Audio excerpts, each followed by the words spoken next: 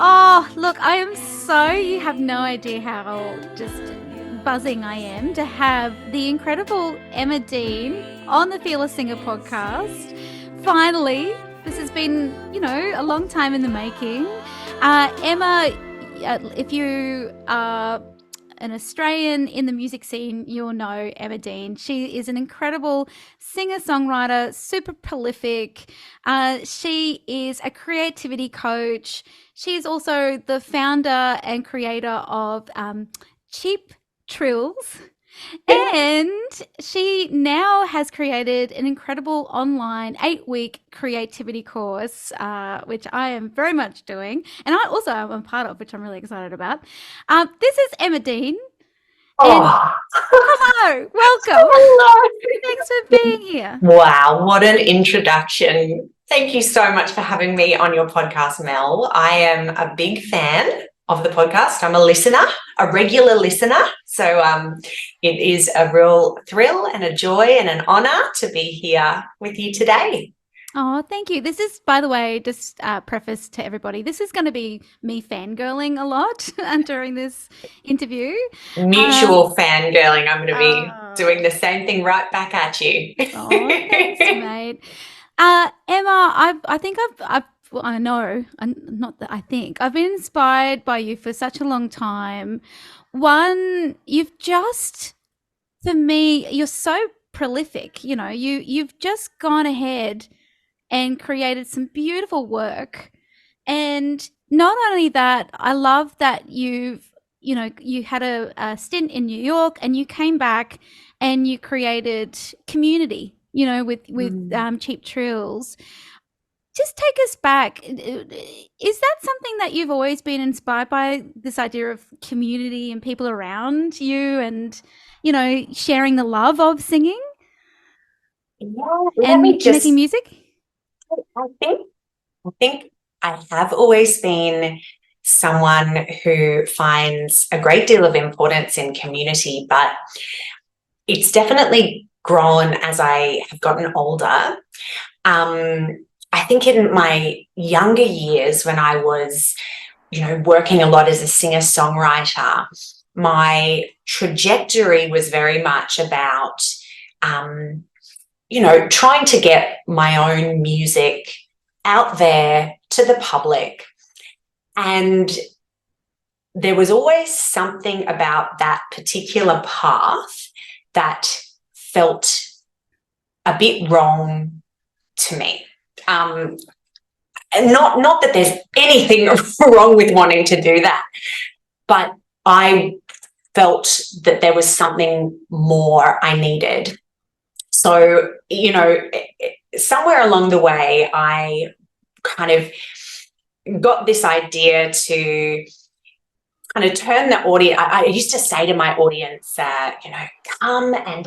come to my shows and wear something you've always wanted to wear but have never had the guts to, and like, this is a really, safe space for us. And I kind of approached it in a very community minded way, all of my concerts. That's what it kind of felt like, a bit of a family, a collection of kind of weirdos coming together and like just, embracing the fact that we were all, really diverse and a bit weird, and celebrating that.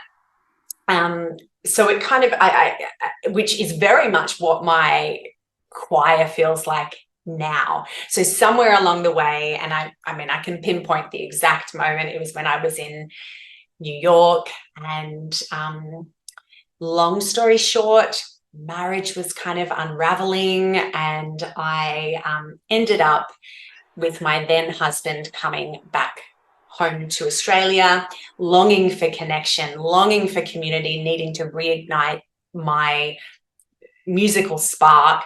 I started a choir or a singing group, which then kind of snowballed into this choir that has brought me so much joy and reinstilled the importance of community and connection and why I do music, which is, I think, to connect with others, to share my story, to hear other people's stories. I feel like that's where healing comes from, when we stand in front of each other and share openly and honestly, and realize that we are not alone.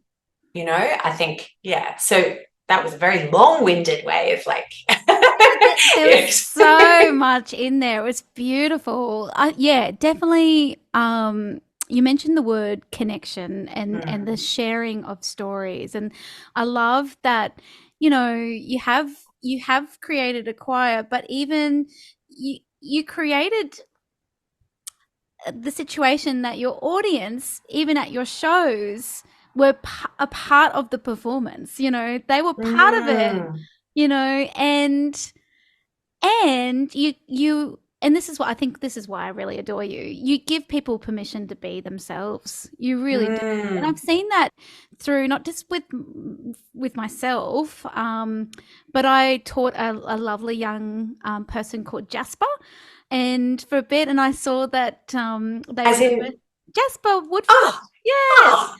I love Jasper so much. I know, and and they've I saw them come over to the choir, and just I know Jasper was a massive uber fan of you, and we looked at some of your songs, but just watching them just become more of themselves through that connection with you, and it was that's what you do. That's your you're a singer-songwriter, but also that's your service, is you let people, you see the higher version of people, and they blossom into that, in that space that you create, whether it's at a show or as a community singing group.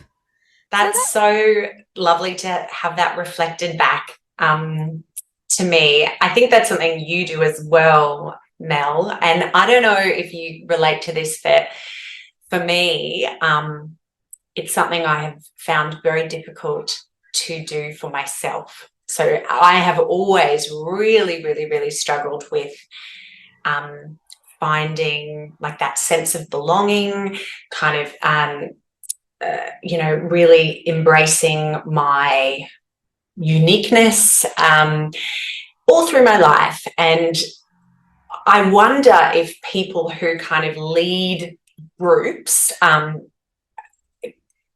often have that same problem, that it's the thing that they find so hard to do for themselves, but they can identify that in other people, and it's easier to kind of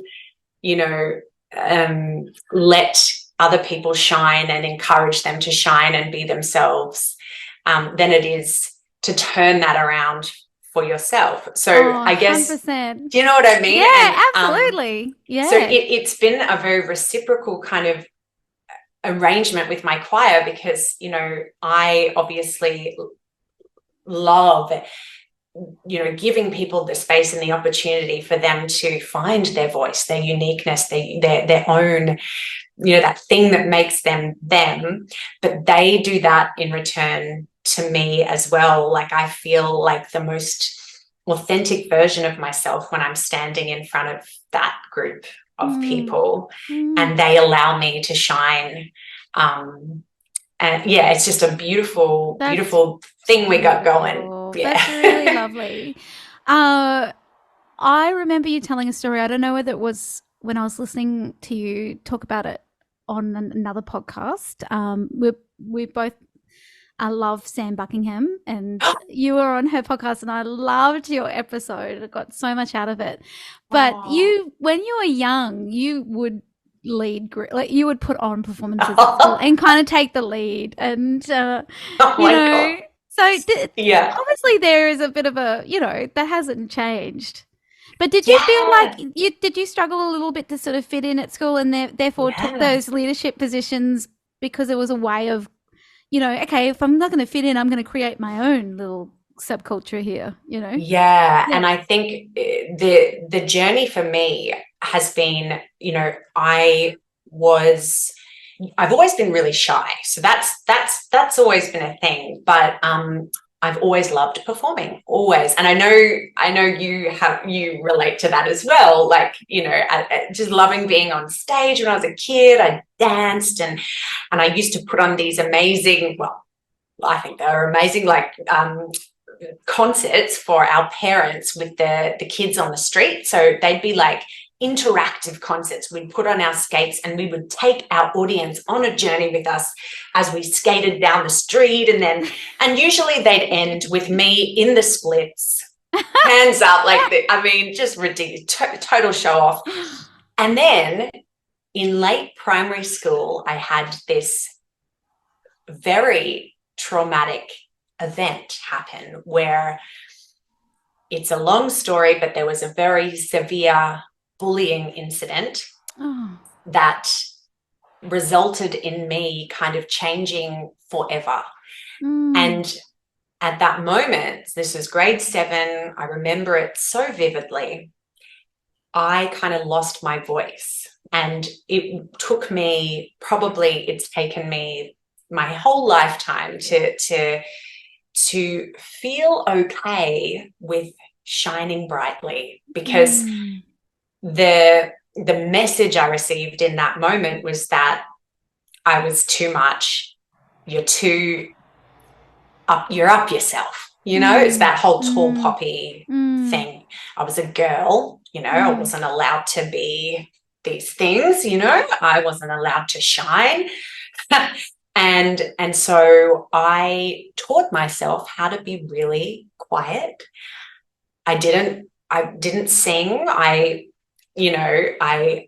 It took me a really long time to kind of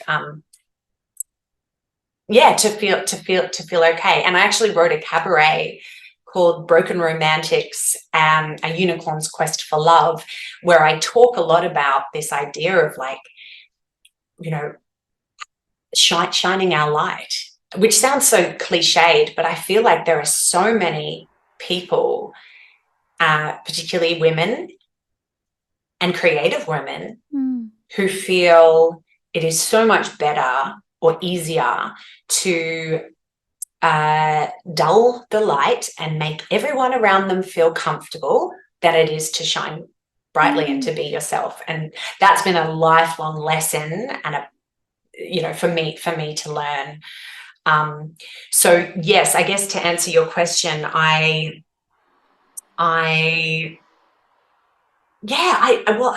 don't even know how to answer the question, because perhaps it's me, you know, the fact that I found myself in these, leadership positions, came from, instead of trying to insert myself into an already existing group, it kind of was easier or felt better for me to kind of go, here's what I'm about. If you like that, come and and I'll nurture you, because I really know how it feels to need to be nurtured and accepted and accepted as you are. 100%. Thanks for sharing that. I think a lot of people can relate to that, especially to bullying. Same. I've had a similar, experience. And you learn to just go, just blend in. You don't want to, you don't want to upset the apple cart, and you don't want to be too much. That's, something that's shoved down all of our throats, or has been. Did you have a better time during high school? Did things get better after grade 7, or was it just kind of the same? And then, I had a bit of a rough time, I think, at school. Not that that was, the bullying incident, that was the big one for me. But I think my mental health kind of really took a bit of a hit, and I think I struggled a lot with self-worth and all of those sorts of things. So I definitely had a tumultuous kind of school period, but I will never forget, I had this amazing teacher, a music teacher and drama teacher, Narelle McCoy, and we're still friends. Like, we still talk, which is it just blows my mind so much. But I had a particularly horrible time in grade 12. You know, I kind of went to hospital, and when I came back to school, she said to me, look, we're doing the school musical and it's Little Shop of Horrors. We haven't found our Audrey. Audrey's the lead character of this particular musical. Can you audition? And I said, I don't think so. I just, had lost confidence. I wasn't really I didn't consider myself a theatrical performer. She said, come on, just please audition. So I auditioned and got the role. And I think that moment was so pivotal for me. It was like someone else believed in me, and music, as it did time and time again after that, saved me, music just, and me standing on stage and kind of sharing even though I was playing a character, but, relating so much to the music and sharing a little part of myself with an audience was just so incredibly healing.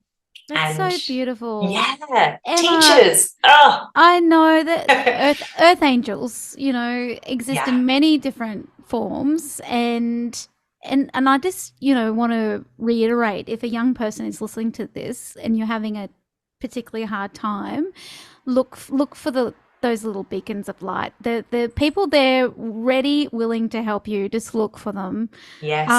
And thank you to Narelle too. Oh. Otherwise we wouldn't have this incredible, beautiful performer that is, through your own healing, you've healed other people as well, or helped them to heal.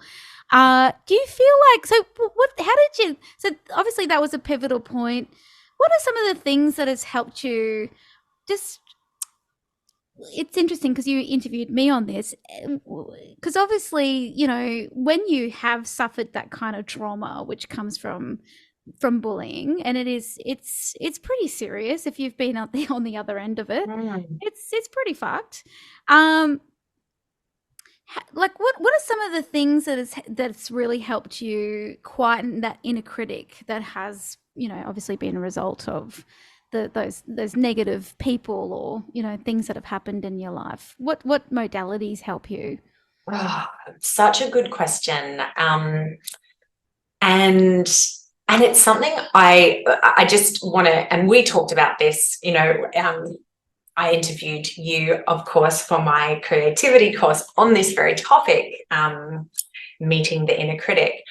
I really don't believe you ever switch off that inner critic. I think it's about, like learning to live with them, and having that relationship with them. For me, one of the big things, and it's really simple, that helps me is moving my body. It's movement. So whether that is going on a jog, going to the gym, dancing it out, it's like I have to get out of my head and into my body. So that's probably the number one thing that helps me. I guess my version of journaling is writing songs. So just, and that's something that I've found challenging as a new mother, because once upon a time I was able to kind of go, okay, I'm feeling this thing, I need to get it out, I'm just going to do it now. And of course I can't always do that when I'm looking after two little twinnies. I've got almost 10-month-old twins. So that's something that I have to figure out, I think, moving forward. What's the new version of like sitting down and just pumping out a song to kind of get things moving. And also for me, just talking to people, and I have some really beautiful people in my life who get it. And, recently, even like reaching out to you, because I know you understand what it's like to be a creative person, allowed in a critic at times. So having those safe people to kind of just bounce ideas off and just get things out. In terms of like meditation and things, I've gone through phases of meditating and tapping, but those are things they're seasonal. I'd love to do them more, but those I'm are probably exactly the same. Yeah, really. Okay. Yeah. Interesting. Yeah. I'll go through phases of meditation and then I stop, and same with tapping as well. But yeah, you do find your faithfuls, the things that you just know, well, that is going to instantly change my mood and help me navigate this loud, hairy. I just picture them as this like hairy Greek. Don't know why. Like a little Demis Roussos in my head going, why are you doing Hilarious. I love that. You'd be like, shut up, Demis. Yeah, actually, isn't it Claire Bowditch who gave her inner critic an actual name? Yeah. Is it Frank? Is it Frank? I think mine is Silas. Oh, Silas. Yeah, he's such an asshole. And you can go Silas, and you're really like, I love that. Oh, fantastic. Look, all beautiful offerings of what you do to help with that. Now, when you're 20s, 30s, super prolific with songwriting, super prolific with your and creativity, in general. And I just want to acknowledge that your music represents just so authentically you and honestly, it's so inspiring. Now things have changed ever so slightly, haven't they? Slightly. So you were pushing out all these, song babies and creativity babies. Yeah. But now things it's changed. But you're still creating these incredible offerings as well, like this creativity course. But talk us through how things have changed since the two little twinnies have come into your life. Yeah. Oh, look, it has changed. My life has changed so much. And I wouldn't change it for the world. But certain things that, I was used to doing are now really, really challenging, and it's really hard to find time. And the funny thing is, I feel like these babies have brought so much creativity into my life. So I just have all these ideas and so much excitement around creativity and music, but I don't have the same amount of time to actually turn these ideas into some sort of something tangible or reality. So for me, I've been definitely still writing music, and trying to do that in just the spare moments I have. And I've also, the big kind of creative baby that I'm birthing at the moment is my 8-week online course, which is called Exploring Creativity.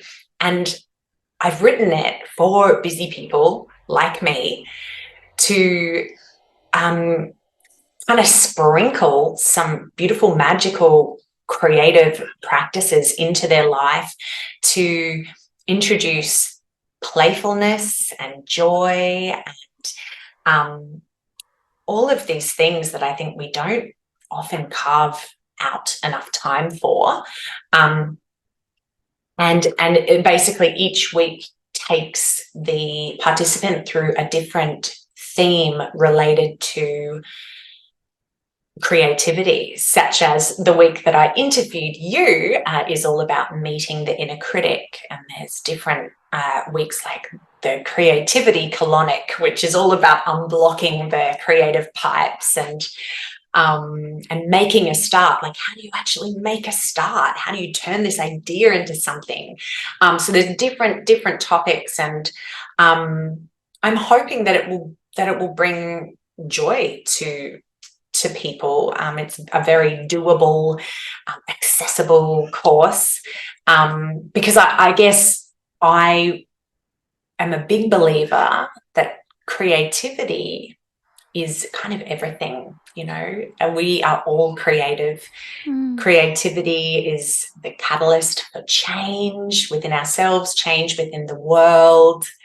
It's the catalyst for connection. It's, the power of sharing our stories is immense.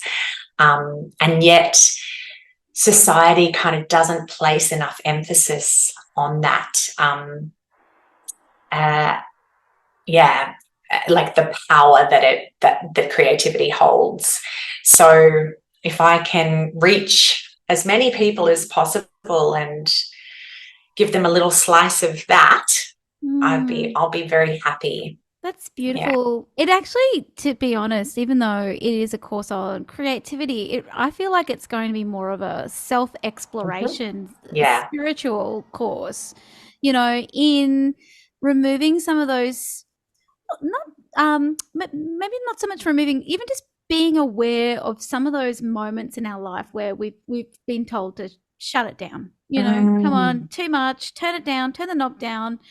And start to bring some awareness to that, and to even question that. Like, was that, why? Why did I stop painting? Yes. Why did I stop putting on little shows at home and stuff like that? And start to be curious about that, because perhaps this course is really a catalyst of like starting to get that dimmer and taking shine it away. Up. Yeah, turn it up.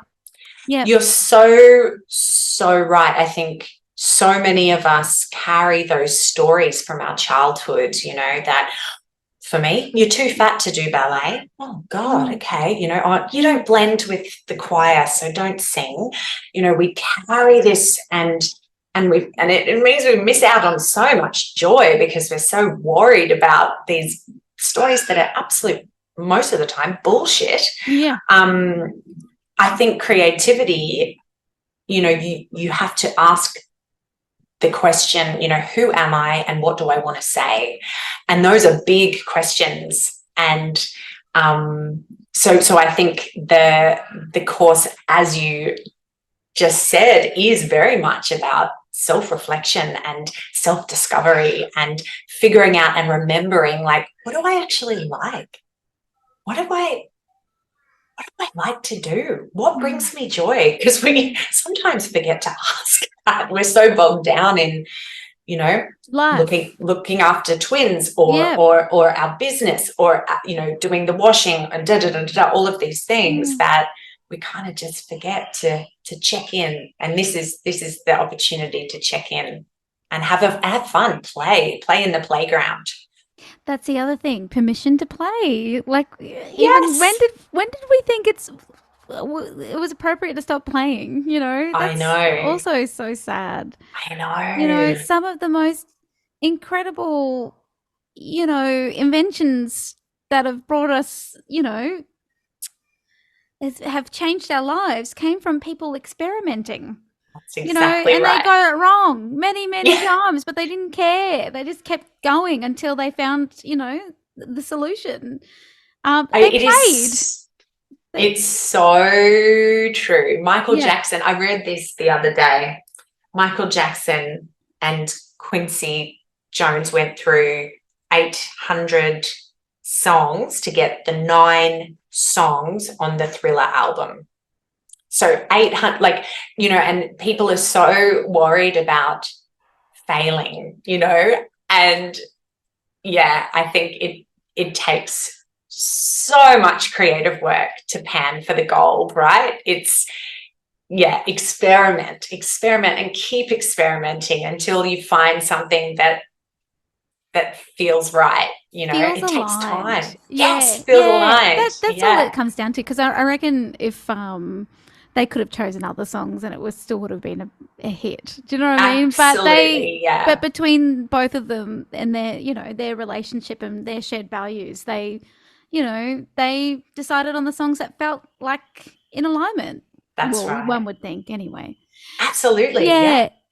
So yeah, I don't believe in failure. I just think it's just like, oh, that just wasn't quite right for the moment, you know. But Yeah. we're gonna keep going, and It's how we're we gonna. learn. That's what we learn. Just it's Mm. just data, and also to something that's exciting for me is, you know, because just growing up, you know, I've had my fair share of criticism from, you know, different people, and you know, you do as a young person, you take that on as a flaw, you know, that Yeah. you know, and then learning that it, you know, that's their opinion, that's Mm. not necessarily true. But I had this moment last week where I was like, oh, you know what? It's probably taken me to 40, but that's okay. I don't care. Even if it took me till 60 or 70, as long as you get there. But I went to an audition and I left it to the day of to sort of learn my part and all the rest of it, which was kind of silly because, but also at the same time, I've got a lot going on. There's a lot of projects that you're balancing, and Yeah. it got to the day and I was like, okay, well, I'm going to give it a good, you know, good solid crack. So, and I got to the audition and I thought I had it memorized. It wasn't there. And I had to use my paper and, you know, and then I kind of went and sat down. I thought, you know what? You haven't got it, darling, and that's okay, you know, because I Yeah. went there was all these fabulous musical theatre students and they had all learnt it off by heart and they were guns. And I said, so sit down and just enjoy the show. You know, of these beautiful Yes. young people. The talent in Brisbane is so phenomenal that it blew my mind to the point where I just left levitating because it was so lovely. It was Alex Van der Roek and Naomi Price were the two. Oh, Yeah, and they are yes. just the kindest, most intelligent people, you know, you could come across. So even just being able to witness Yes. them in their, you know, in them shining in this audition, it Yes. was just so lovely. So I left and I just went, that's okay because I really enjoyed that. And I think when you get to a place of being able to reframe things quickly and going, okay, yeah, you were, you definitely, those young people that were there were just phenomenal. And it doesn't mean that I'm not phenomenal. It Mhm. just means Of that, course. you know, starting to see things how they are. You just left it to the last minute to do something, Yes. you know, Yes. and then also then question and go, should you really have, you know, done it? But that's okay. You did it and you had a good time. And I think if we can Yes. start getting into that place of, you know, I didn't get it this time, but you know, maybe if I want it again next year, I'll do it next year. Or the Yes. same thing with the Matildas last night. I was so incredibly proud of them. I Oh, thought they just played yes. with so much heart. And, Absolutely. you know, and I know that they'd be so disappointed, but I also think, oh my God, look what they've done for LGBTQI, you know, Oh, like in with the exposure. They've done such incredible things, even on a much bigger social scale than, you know, just the sport, the game, you know. yes. Um, so it's just sort of starting to see things from the bigger picture, and as much as you can, your little Demis Roussos or your little Silas will, you know, come in and try to tell you otherwise, but just being like, shush now, you know, Yes. just going to see the bigger picture here. Yeah. Do Absolutely. you identify with that? Do you feel Oh, like, you know, we get to an age where you just start to reframe things pretty quickly now, which is really helpful? definitely. I think it's something that really takes practice. You know, Yeah, it does. it is easier to tell yourself the story, oh, I failed, it's because I'm not good enough, or like, you know, I'm never what they're looking for. And it's so much easier to kind of, yeah, to listen to those thoughts than it is to kind of go, no, let's reframe this and Could it have been because I wasn't prepared? Does that mean that I'm not worthy of this? Does it mean I'm bad? No, it doesn't. Does it mean I'm a bad person? No, it doesn't, and it's like practicing all of that, which can be tricky in the moment, I think, but so beneficial. And for the longevity of a creative career is kind of essential. Like you have to kind of get to that point, otherwise you're going to stop. You're going to listen to that story, aren't you? And that's it. I just want to reiterate, even though I kept referring to my age, you get to an age. I think you can get this at any time of your life. It's ages, and just coming back to what you said, it does just take practice. Like anything, practicing those reframes. Do you think it's important to feel the disappointment first before you do the reframe? I think it is important. I think it's very hard not to. I think it's. I certainly in those moments have. I'm a person who, if I really allow myself to feel something fully, I can get very, very, very bogged down in those stories. So I allow myself to feel it, but pretty quickly I have to kind of go, all right, pick yourself up, otherwise it is that it can be a spiral. But I think it's just as dangerous to suppress your feelings. Absolutely. Like that's not helpful or healthy either. That's another thing about last night's game. It's so weird that I'm talking about sport because it's so not normally in my orbit. Me too. This is the other thing. Look what the Matildas did for us, and having the World Cup here in Australia as well. But awesome. The other thing is just watching the English team. They would get knocked down, like the ball would hit them in the head, and they'll literally fall to the ground. Yeah. One thing I noticed, they kept zooming in on their faces. They got up and they had a smile on their face. Oh, wow. And it was, and like I said, it's important not to suppress, but it was just, I went, oh, that's them not dwelling. Because if you dwell in for a moment, because you've got a time limit, you're off focus. So I was like, that is strategy right there. That's awesome. Yeah. And it's the same thing with little babies, when they fall, but it's not, it's not terrible, but if you don't go, oh darling, then they won't cry. But if you just go, and they get up and they're happy, so it's a little bit like that too. So true. It's almost like tricking yourself into, but in a healthy way, not in a suppressing. But I think it's definitely circumstantial for sure. Like when you do have that time limit, if you are playing a game of soccer and you don't have time to dwell on something, or if you're in the middle of a performance and you forget your lines, it translates on the stage. Like, that's right. How many times, I mean, God, I'm so guilty of just saying, it's normally when I say something stupid with my banter and the joke doesn't land and you're like, oh no, people think I'm a complete neurotic, which I am, by the way, so I should just be open about that.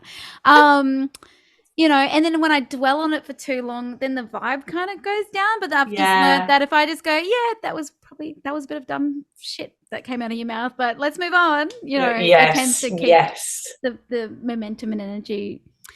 One thing I want to mention, though, it's something that you've alluded to, is this idea of separating this idea of self-worth to your creative output. I think it's easy to sort of forget that you are, like, even though this was something that you're a conduit and you gave creative birth to this thing, whether it's a painting or a piece of music or can you talk on that idea of separating self-worth from whatever it is that you make? I think it's particularly difficult for singers because we're using the most personal tool we have, our voice. So if someone doesn't like our voice, we can translate that into this person doesn't like me, this person doesn't like who I am, and that's not true. But you can see how easy it is to kind of get those two things very very linked up. And to be very honest, it's something that I've always struggled with, that if my art is not successful, if whatever that means, if I get a bad review, that somehow that means that I'm like not a worthy person. So I've had to do huge amounts of work on that, and I think part of that was reframing what the word successful and making it what those terms meant to me, and they weren't. For me, I had to really differentiate between, getting a good review, getting on the charts or on the radio or whatever it is. That is not about success or making it. For me, success and making it is about my happiness. It's about creating work that I'm proud of. It's about connecting and building community. It's about an element of financial stability from my creativity. So I had to really think about that, and I did that kind of workshopping when I moved back to Australia from New York, because I just knew that something had to change. I had to reframe my life, and I think that has really helped me disconnect that, my self-worth with my success as an artist or people liking my art. Yeah, that's wonderful. And I think that's something that will definitely be covered in the 8-week course as well. And I just really love your message around, with this creativity course, with, it can, even though it is sort of delivered in the 8 weeks, it is your own pace, isn't it? So do it at your own pace. That's right. So yes, every week there's a different lesson that I send through, but when I say lesson, it's a PDF, and it's also me. I give an option, like an audio option, so I'm reading the lesson, and then some exercises that you can do in your own time, and you can even, I encourage people, of course, to do all of the exercises, but you can engage with the bits that feel right for you as well. And then every 2 weeks we meet on Zoom, and we kind of connect and chat and share and debrief.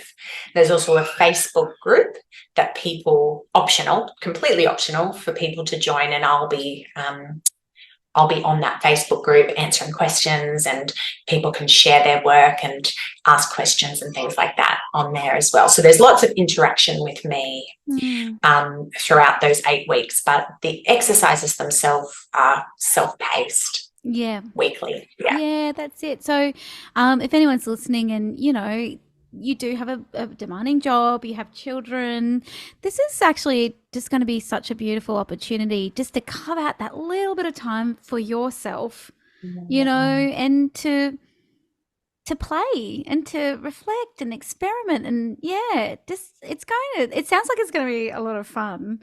And I love the meetups on Zoom as well. So, that's essentially, that's group coaching. That's right. Hugely valuable, Emma. You're so generous. Honestly, like those sessions, are just are worth every penny, as well as the material, and plus the Facebook group. And, that's the other thing too. It's just great to take that information and be able to reflect that back to other people that you feel you feel safe with. And I know with you're going to create a safe space within that. Absolutely. And the Zoom meetings. Absolutely. That's sort of hugely important kind of just to me. who you are. I know how scary it can be to share your art or even ask a question in like in a public forum. I totally get it. So yes, the idea is that I hold your hand through the 8 weeks. And it is a beautiful group signed up already, including my mum, who is a gorgeous writer. She writes poetry, lots of poetry, and has a particular interest in haikus. At the moment, she's been doing courses on haiku writing. She's super beautiful. So it's for people who you don't have to have a particular creative outlet at the moment. But if you do, it doesn't have to be anything in particular. Yes, music is my main thing. You don't have to know anything about music. It's about playing creatively in general. And yeah, it's going to be a lot of fun, I think. I hope. Oh, I'm so excited. Of course it will be. So I'll put links in the show notes. But if you go to emmadean.com, you'll find so it's Exploring Creativity 8-week course, and it's only $249 at the early bird price. Yeah, that's exactly right. It's incredibly accessible. And yes. Oh, yes. Please do sign up. When do we have until it goes up in price? I think it will be the beginning of September is when the full price, which is $347. So it's an extra $100. Yeah. That's still going to be worth it. Yeah, definitely. Especially with all the Zoom and meetings and all that material. Yeah, it should be a really good time. And if you have any questions, feel free to email me at em@emmadean.com. The other thing too is you also offer one-on-one coaching as well. I do. So if you'd like to spend some more time with Emma, reach out. You're also at Emma Dean on Instagram. Yeah, at Emma Dean Music. That's right. Instagram. And then if you just search for Emma Dean on Facebook, you'll come up as well, the Facebook page. Yeah. Oh, mate, you're such a pleasure. Oh, you are. So You're lovely a gift. to talk to you. And it's so funny. I think I kind of woke up today and I was like, I'm also going to be booking. I've done a session with you, but I'm also booking in another one because I woke up going, oh my God, I just need a dose of Emma and the way that you see things and the way that you coach us through, some of those stickier beliefs, you're very good. And, thank you. Well, it will be a pleasure to work with you again. So I look forward to that. Yes. Yeah. Oh, well, thank you so much for being on Fearless Singer podcast. Thank you so much for having me. Lots of love. Lots of love. Bye now.